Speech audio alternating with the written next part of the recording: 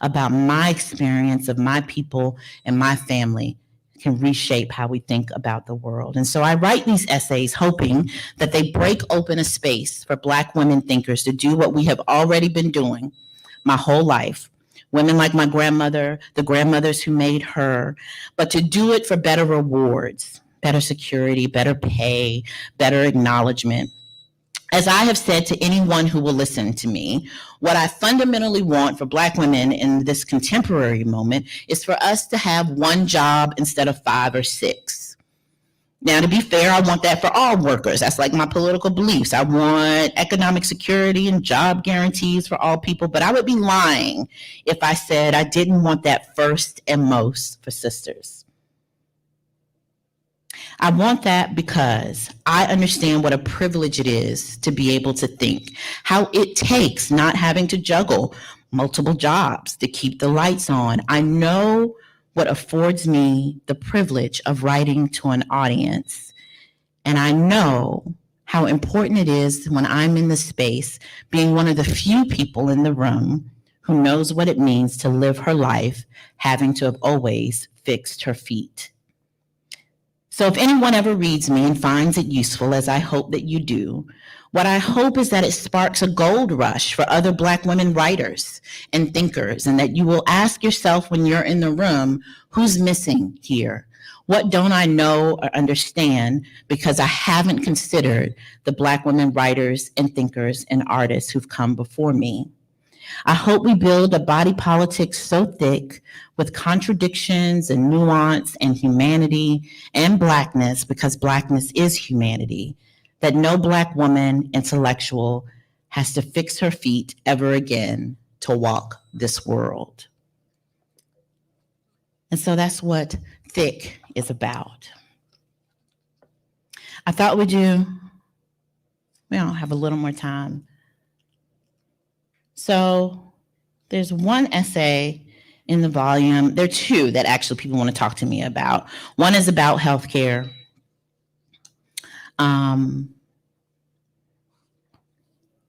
about getting lost in the healthcare system. And the other is about what it means to be beautiful. All right. So I'm going to read a little bit from In the Name of Beauty, because that's the one people often want to talk to me about when I'm out and about. And it's not just about like feeling pretty. Like, this is really good. This is a really important point. This is not about being cute or pretty, right? That is a whole other thing. That's about like what people are into. This is about preferences. This is about where you're from. That's about culture. When I'm talking about beauty in this essay, I'm talking about that fixed idea, right, of who should be considered beautiful. Are you ever watching, let me tell you the truth, I'm often watching like a movie full of actors and actresses that I don't really recognize. And, the whole premise of the movie will be something like, there's this movie with like Gwyneth Paltrow, I think, where through half the movie, the lead sees her as an extremely overweight woman, and then somewhere along the line some magic happens and he sees her for her inner self, and her inner self is this thin, beautiful, blonde white woman, right? And I remember calling my homegirl and asking her, is Gwyneth Paltrow supposed to be pretty? And she was like, yes, Tressie. I was like, okay, I don't always know what the external world values as attractive. But the very idea that I have to ask, because it's taken for granted when I'm watching some piece of pop culture, that we all agree and that we all share the same idea of what's considered beautiful. That's the thing that we have to reckon with. It isn't whether you think someone is beautiful, but that there's this big system of ideas that makes it possible for some people to be taken for granted as being beautiful. And that idea really shapes the experiences of young boys and girls, particularly as they're going through those really difficult middle school years. Those are the years when you are figuring out who you are in relationship to other people. And why? Because that's when you start dating. Right? It's when you start liking each other. It's when your crushes start, right? It's when the rules start to loosen up that even allow y'all to hang out. This is when the boy and girl dances start and the parties and etc. Right? And that's when we first usually get our first taste that there's an outside world out there that has some really different ideas about who is acceptable and who isn't. So when I was 11 years old, horrible thing happened. My waist caved in and I had to start wearing a bra. It was so traumatic. It was terrible. My mother had to take me to the school and say, listen, she can't stay alone at the bus stop in the morning anymore. And the vice principal looked me up and down, was like, yeah, okay. And they moved my bus stop. Talk about embarrassing.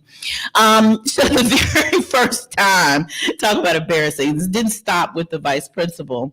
The very first time a teacher told me that my body was distracting was the 6th grade.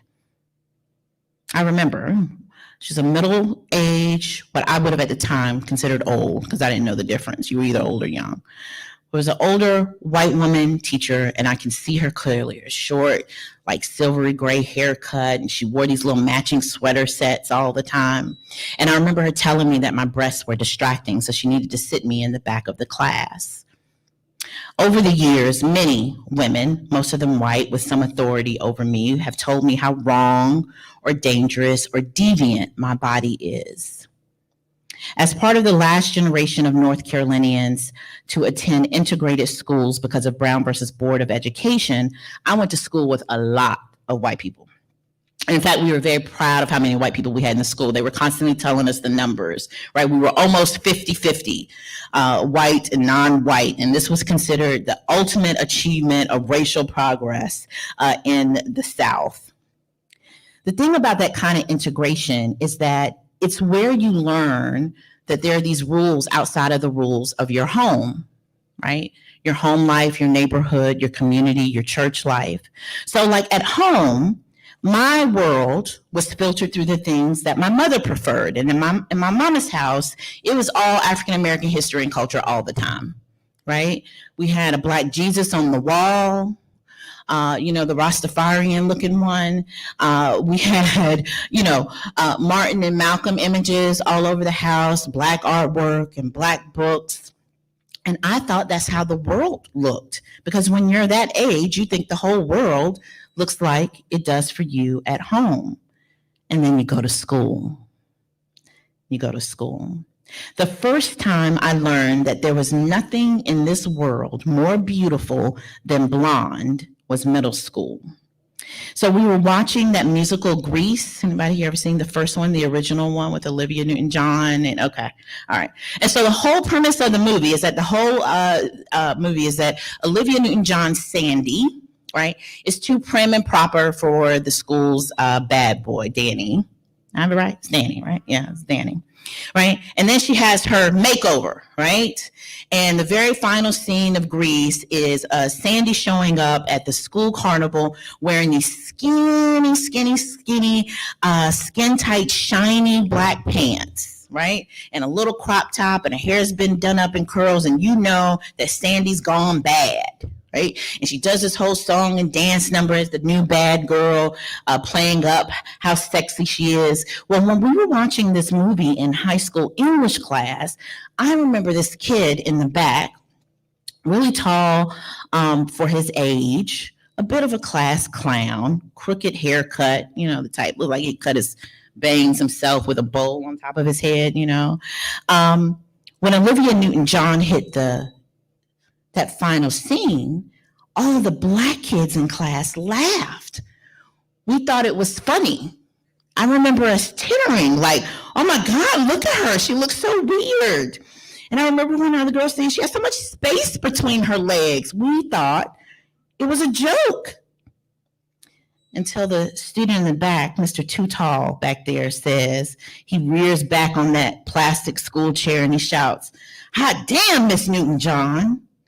And I remember the moment because I thought he was about to get in trouble for cursing in class, right? I knew enough to know that wasn't supposed to happen. But instead, something else happened. The teacher looked over at him and kind of shrugged as if to say, I get it. You just couldn't help yourself, right? And he, looking back at her, smiled and shrugged and rolled his eyes and was like, yeah, she's a blonde. Right? And I realized in that moment that the teacher and the too tall boy were in cahoots. While we had been laughing, Sandy, that strange looking creature to us, was in fact beautiful. Now listen, all girls in high school have self-esteem issues, and most girls compare themselves to unattainable ideals, and that's not what I'm talking about. I'm talking about what it means when the too tall boy doesn't just prefer the blonde, shiny pants, Olivia Newton-John, but when the teacher acknowledges that that's who he's supposed to find beautiful.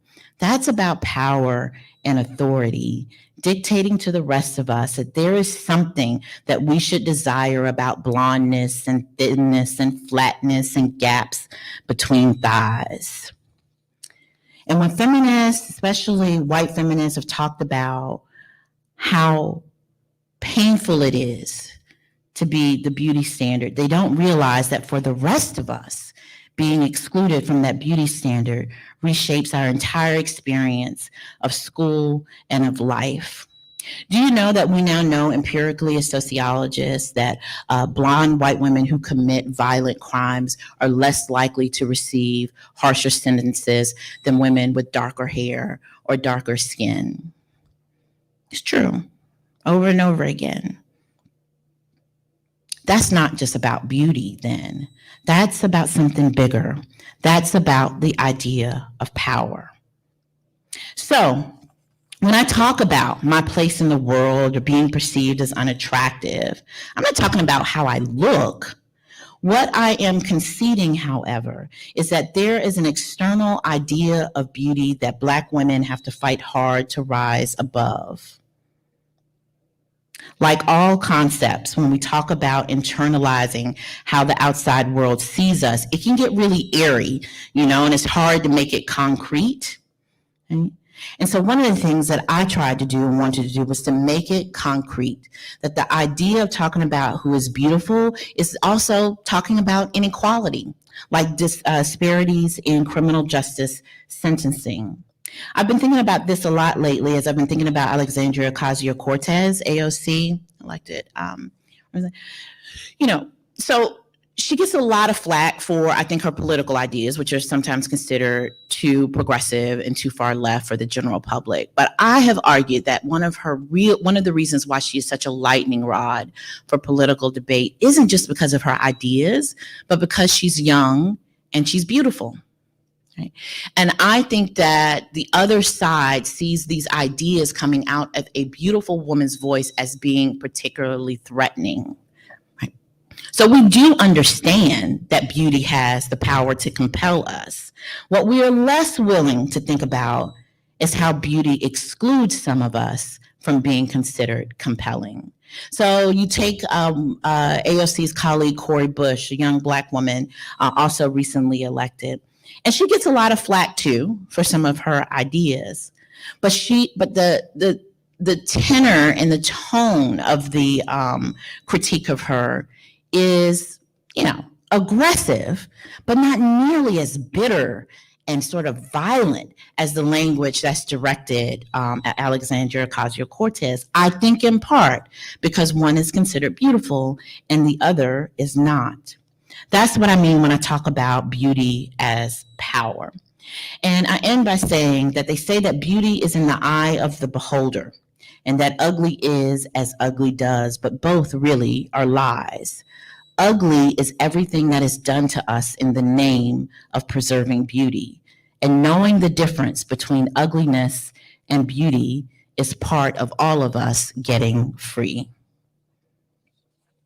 And so that's the essay people usually want to talk to me about the most. I think because we're uncomfortable with the idea of how our preferences for people might be political and could have political implications. Because we love to say things like, listen, I just like what I like. I just like what I like. It's not true. Nobody just likes what they like. You like what you inherited from the people around you. You like what you like from a set of ideas that the media presents you with. You like what you like within the bounds of some options that have been chosen for you long before you were born and long before you ever thought about what you might prefer as you grow up. Yeah. Can you talk a little bit more about what you said about white women needing Black women to make them feel beautiful? That's a good question. Hold on a sec. So the question is if I could talk a little bit more about I have something in the book about how difficult it is. Let's see.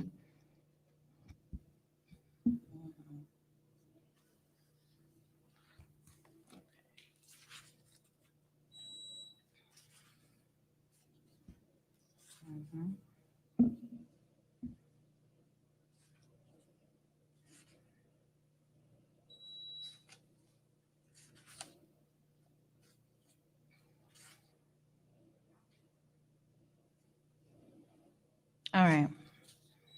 So this all starts because I write this essay. This is many years ago now, and so the idea and the person I hope are going to sound dated.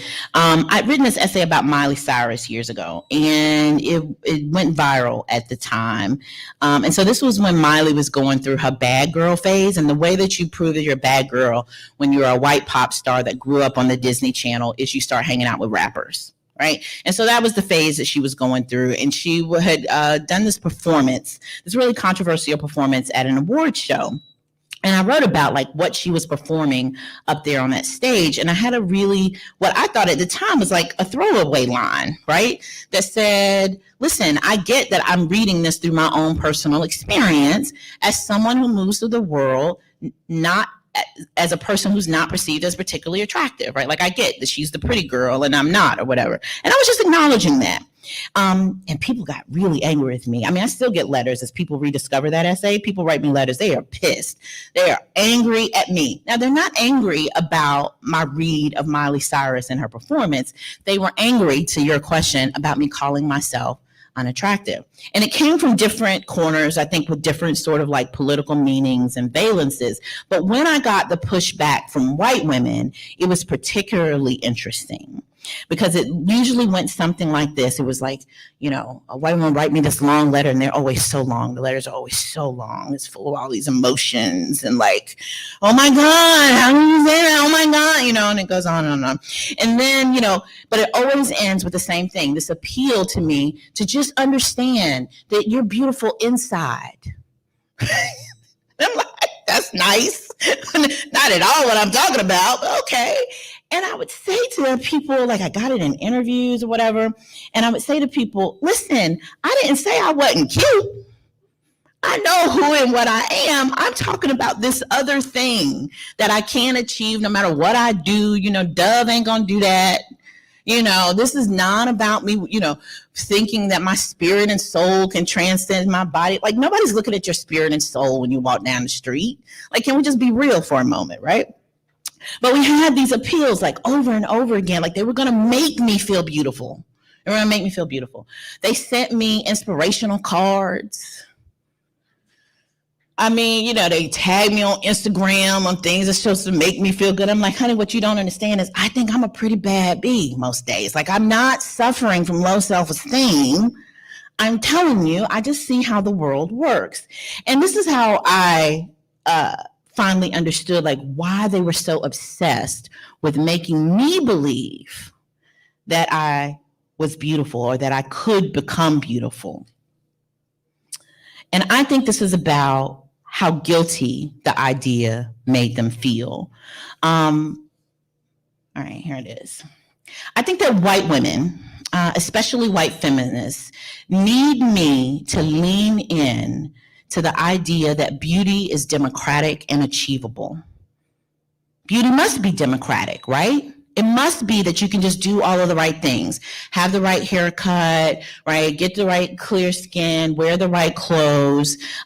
Because if it is not democratic, if it is somehow unevenly distributed, unfairly distributed, then when they are considered beautiful, it may be that they didn't earn it, that they didn't deserve it. And I think that they mean well, but well-meaning white women need me to believe that accessing beauty is democratic and possible for me in a world that is fundamentally unfair because they need to believe that they own it fairly.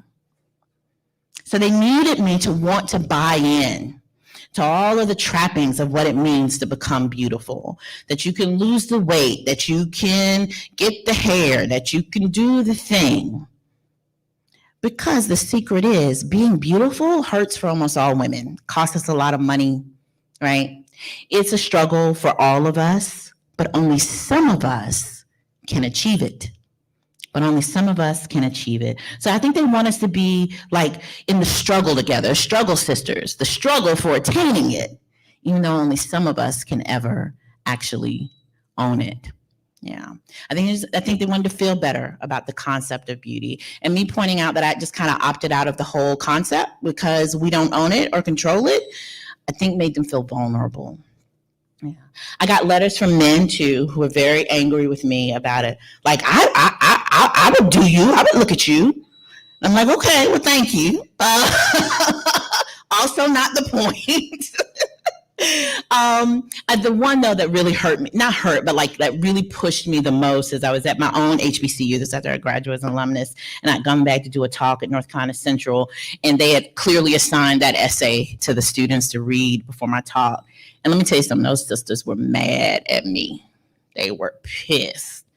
Well, on one level, I think because, you were critiquing pop culture, and that's always just really tough for people.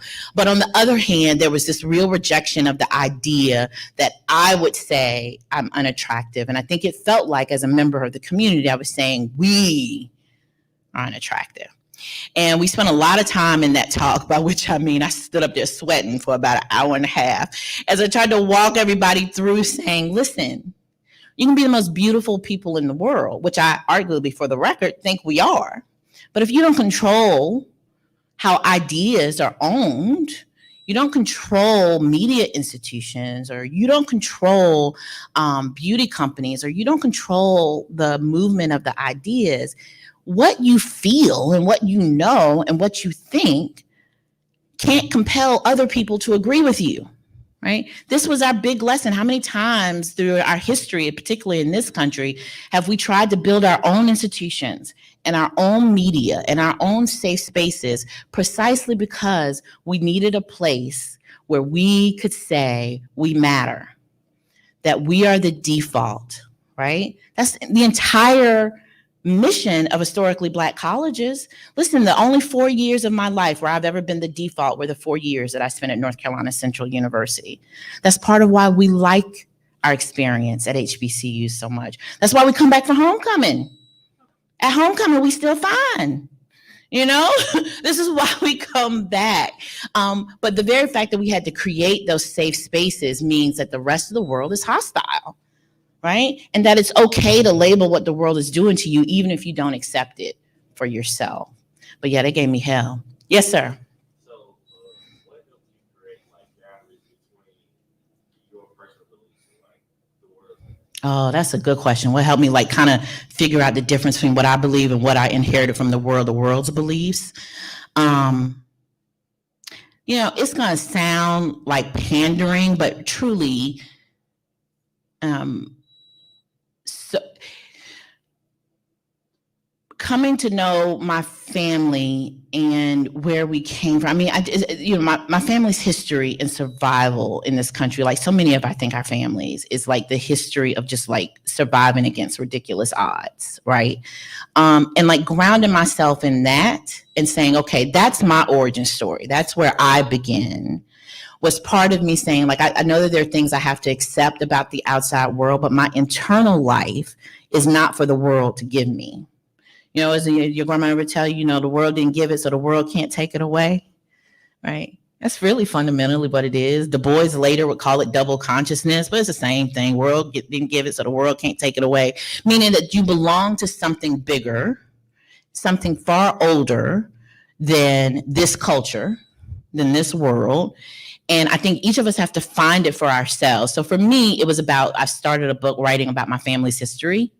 And so for me, it was knowing, we pre-existed so many of these ideas in these institutions. And whether the outside world will ever see my value, I'm writing into that history of a people. And maybe, I'll be in that archive that my future generations of my folks will come back and find. And I got to think that when my great grandmother was living, her idea of a future was not about the idea of a future of like what was going to happen to white people. She was thinking about her children, her children's children.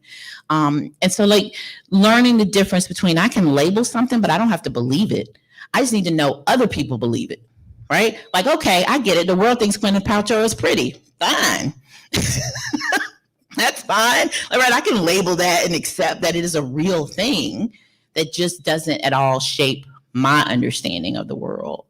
I think this certainly gets easier if you make time and space for being in community, right? And that gets harder the older you get. But it's just, one of those things that I think came out of community. Now, and it's not fixed. Like there are some days when I have to have that conversation with myself all over again.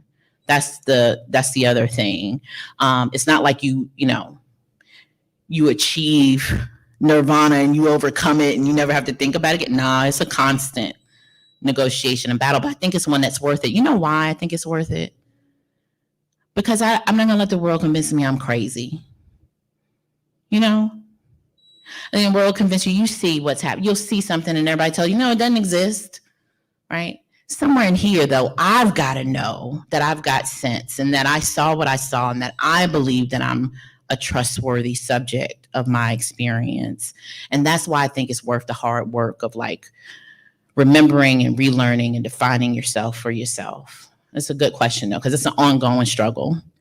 Anybody else got anything? These are great questions, by the way. Thank you. If not, I got a question for y'all. How are y'all doing? Yeah, doing all right in post-COVID life? Doing all right on campus? Yeah. I'm still partially at home online back home, so I haven't really reemerged back into campus life. And in fact, this is my first set of book talks in 2 years because of COVID. So y'all are our guinea pigs, so thanks for that. Yeah, buddy? Yeah.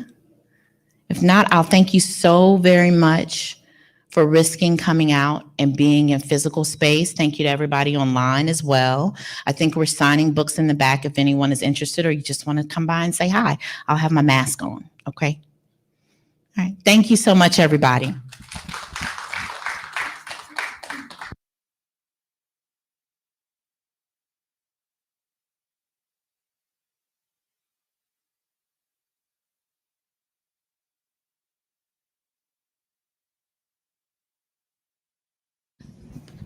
Thank you so much, Dr. Cottom. So thank you for being unapologetically you. We really enjoyed your talk, and the book is just phenomenal. I encourage everybody to read it because it is thought-provoking. So on behalf of the Hollis F. Price Library, just a little token of our appreciation for you coming here. And librarians for Yes, good reason. Thank you so much. All right. Thank you. All right. Everybody for coming. Appreciate it. Remember, it was streaming live on Facebook, and you can catch it later on YouTube as well. Or no, yeah. No, just on Facebook. It was streaming live. Okay.